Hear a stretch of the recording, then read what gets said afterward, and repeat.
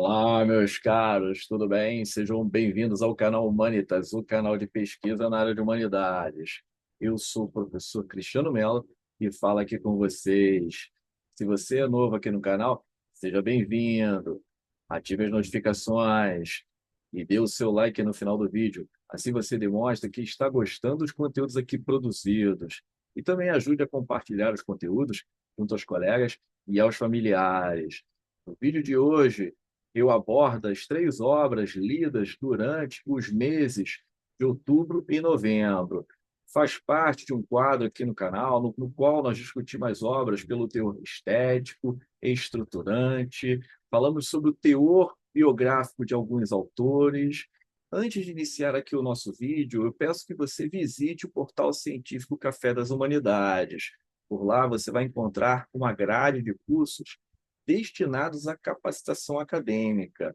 Um deles é o curso Seja Competente no Letramento Literário. São mais de 80 aulas em resolução 4K, suporte no Telegram e no WhatsApp, certificado válido em território nacional. É um curso muito completo para quem gosta de ler textos literários. Agora, falamos um pouco sobre os três volumes. O primeiro é Um Livro por Dia, publicado pela editora Casa da Palavra, do autor canadense Jeremy Mercer. Mercer era jornalista antes de frequentar a livraria mais famosa do mundo, a Shakespeare Company, do proprietário George Wiltman. No volume, ele mescla diário, ficção, testemunho, memória.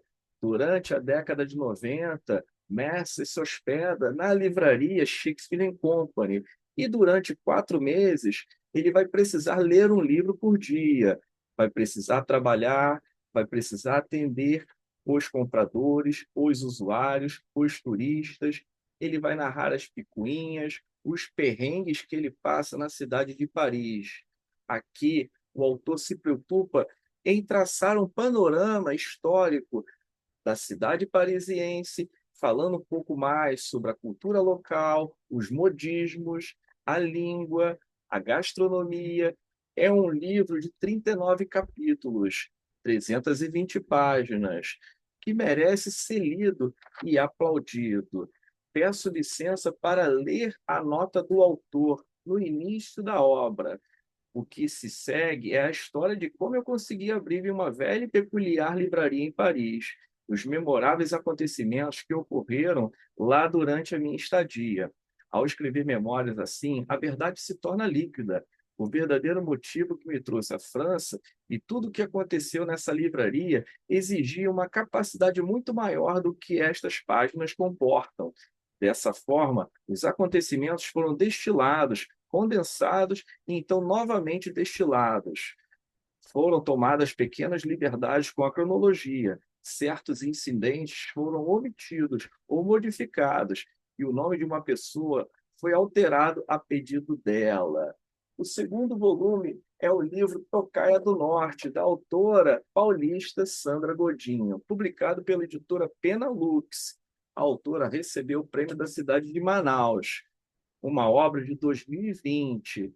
Godinho nasceu em São Paulo em 1960, é radicada há mais de 20 anos na cidade de Manaus. A autora é graduada em letras e mestre em literatura. Nesta obra seminal e inédita, porque ela traz aqui um panorama histórico acerca dos arquivos que foram aí estabelecidos e vasculhados durante a ditadura militar brasileira.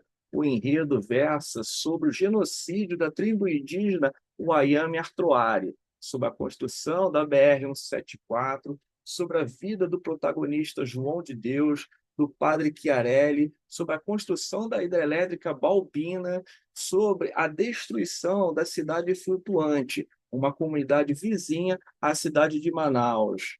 Um romance de 315 páginas, híbrido, porque a autora casa documento, testemunhos, áudios, cartas, arquivos, dividido em três partes, 69 capítulos, autografado pela autora. No volume aqui, ela nos fornece também a representação de algumas instituições importantes e conflitantes, como, por exemplo, o DNR, a FUNAI, o Exército Brasileiro, a Igreja Católica. Eu peço licença para ler o prólogo do volume, às 5 da manhã, a hora do silêncio profundo. Eu ainda cambaleava, sonolento para o rio, sem ter conseguido dormir, com a barriga empachada de novo. Uma névoa encorpada, quase pegajosa, cobria a água gelada. Escorreguei pelo barranco para pegar um pouco do rio escuro nas mãos e molhar o rosto. A ideia de pai e mãe de querer que eu acompanhasse o padre nunca me pareceu mais besta. Se queriam que eu aprendesse alguma coisa, era a certeza de que não dava para essa vida. A voz do seminarista narrado em primeira pessoa, João de Deus. O terceiro volume lido, Helena Ferrante, Tati Bernardi, A Maternidade Desnuda, A Construção das Vozes Narrativas, A Alteridade, da autora Miriam Scott.